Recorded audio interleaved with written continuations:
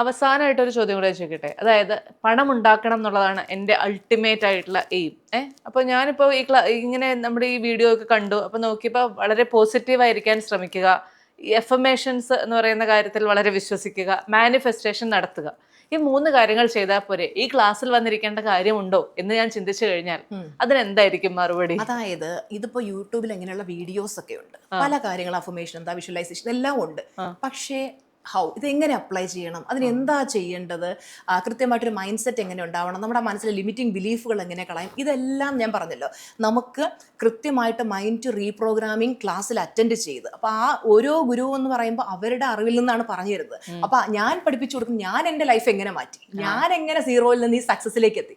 ഞാൻ പറയാറുണ്ട്, എല്ലാ കാര്യങ്ങളും ഞാൻ സീക്രട്സ് പറഞ്ഞു കൊടുക്കാറുണ്ട്.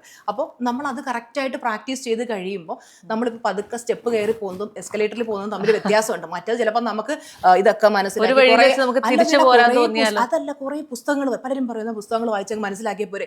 പുസ്തകങ്ങളൊക്കെ ലക്ഷക്കണക്കിന് പുസ്തകങ്ങൾ അവൈലബിൾ ഉണ്ട്. അപ്പം ഇത് കുത്തിയിരുന്ന് വായിക്കുക, ആരാ ഇന്നത്തെ കാലത്തിരുന്ന് വായിക്കുന്നത്? നേരെ മറിച്ച് നമുക്കിപ്പോൾ ഒരു ചക്ക നമ്മുടെ മുമ്പിൽ കൊണ്ടുവച്ചിട്ട് വീണ ചക്ക എടുത്ത് കഴിക്കും, ഇനി വെട്ടി കയ്യിൽ അരക്കായി, ഇതൊക്കെ ഭയങ്കര പാടാണ്. നേരെ മറിച്ച് നല്ല ഭംഗിയായിട്ട് കട്ട് ചെയ്ത് അതിൻ്റെ അത് കൊണ്ടുവന്ന് ചക്കപ്പഴമായിട്ട് കയ്യിലോട്ട് കൊണ്ടു തന്ന എടുത്ത് തിന്നാൻ നല്ല സുഖമാണ്.